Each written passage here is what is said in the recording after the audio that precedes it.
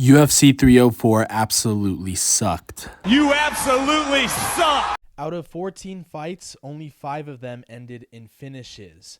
And I feel like that's been a big problem that the UFC has been having lately, is that not many fights are being finished like they once were. So what really set the tone for the night in a very bad way was the fight that was supposed to set the tone for the night in a good way, and that was the fight between Mokaev-Kape and Mokaev. There was so much bad blood coming into this fight between these two. They got into a fight at the UFC PI. They almost fought each other at the weigh-ins. They tried fighting each other at the weigh-ins, and they even tried fighting each other before Bruce Buffer even announced their names, for the fight to be an absolute snooze fest. They fought like two amateurs who have never even been in a fight, and they basically gave us all blue balls to start the night off with, and it left everyone totally unhappy, including some of the fighters on the UFC roster. Michael Chandler hit the nail right on the head by writing, Mokaev versus Kape pre-fight bravado and shenanigans, score 10. In Fight Killer Instinct, score 2.5. These guys, man, point fighting after acting all tough. You think he knows what he's talking about? Terrence McKinney had a hilarious response that made me laugh out loud, saying, yeah, they were on the right spot on the card. Then Henry Cejudo's dumbass chimed in by saying flyweights needed this rivalry, but the fight didn't match its grudge, which is very, very true. We need the champ to stir the pot, or the flyweights may be in jeopardy again. Who knows? Maybe Triple C could save it again. And I don't know about you guys, maybe this is just me, but I feel like a lot of these grudge matches that have taken place in the past 5 years haven't really lived up to the hype in which the UFC pushed it out to be, and this was another instance of that. And of course, the fight was so bad, it led Dana White to drop this absolute bombshell. But Mokaev is the guy that you'd want to bring back to the UFC, because he said his contract is totally done now. Yeah, he is. He's under contract. He's not under contract anymore. Okay. But would you be interested in, keeping him around in the fall? I think the PFL is going to get a great undefeated guy. Really? Good luck to him. Yeah.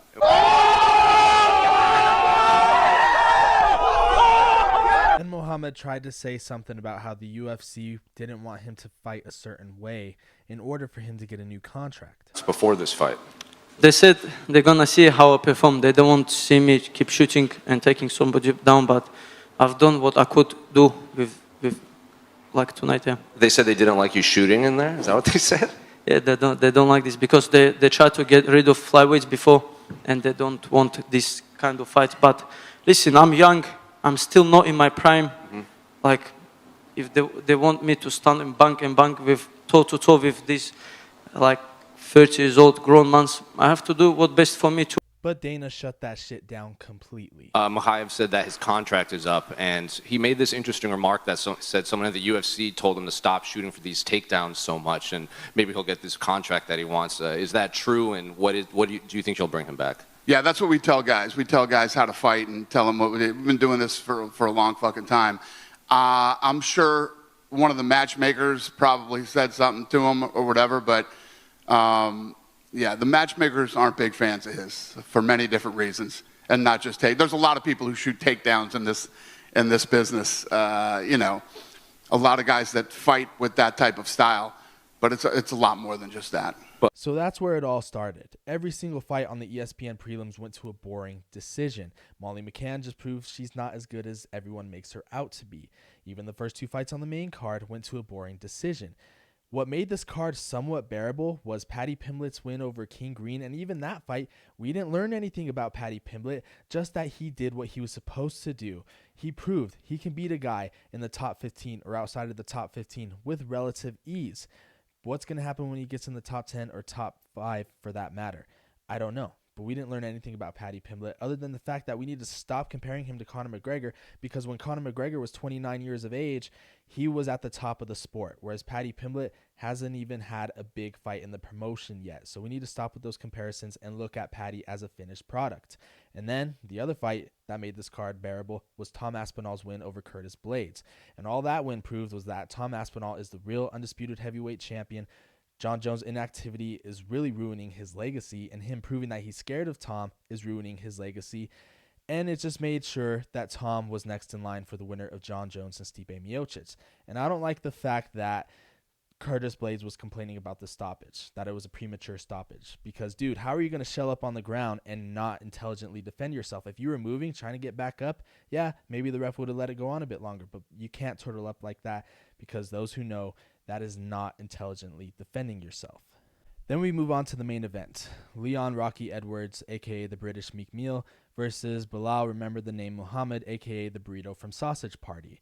In a rematch that from their first fight took place 3 years ago, that ended in a no decision, no contest on behalf of Leon Edwards poking Belal Muhammad in the eye. Fast forward to 3 years later, this past Saturday night, Saturday morning if you were in the UK, and Belal Muhammad won via unanimous decision. To some, this fight was boring. But to others, this is exactly what we expected from Belal Muhammad, meaning in 19 UFC fights, he has 12 wins via decision. Not only decision, unanimous decision, meaning he's going to take you down. Sometimes he's going to ground and pound you. Sometimes he may go for a submission, but more often than not, he's going to ride you out until the final horn rings and he wins via unanimous decision, and that's all that happened this past Saturday night. But speaking on Saturday morning, if you're in the UK, many people think that's the reason why Leon Edwards lost this fight. He didn't look like himself in there. Sure, you could say he looked exactly how he looked in the second Kamaru-Usman fight, but still, this was very visible in the fact that he looked slow. He looked lethargic. He looked tired from the opening bell, and he was playing catch-up the whole fight. He was so worried about Belal Muhammad's takedowns, it made Belal Muhammad's stand-up look extremely good, to the point where, yeah, maybe you can compare him to Canelo, but we're not going to do that on this YouTube channel. The only highlight from this fight was that Leon Edwards got slammed on his head, and I don't know how the fuck he didn't get knocked out. But I actually had the fight a lot closer than what it was, albeit Belal still won on my scorecard. It wasn't a robbery of any fashion. He won fair and square. Belal Muhammad fights exactly how I think French Montana would fight. Belal Muhammad fights like DJ Khaled if he made just a little bit better music. Dana White was so pissed about this fight, this was all he had to say about this. Wasn't a barn burner. In fact, the Octagon interview with Belal was so disturbing and so cringe, Daniel Cormier already forgot the name. Give it up for the welterweight champion, Leon Rocky Edwards. I'm sorry, Belal Muhammad. Belal Muhammad. Hey, everybody was laughing when my coach said I got hands like Canelo.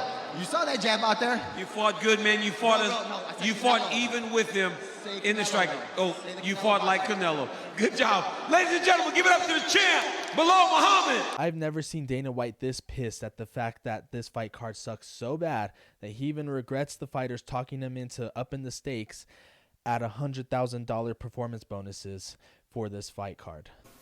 I think tonight showed that we should not. No. Upping them doesn't change anything. It doesn't make anybody fight any harder. It doesn't change anything. I'm not doing this again. Ever. Today was the last day that I'm doing that. Yeah.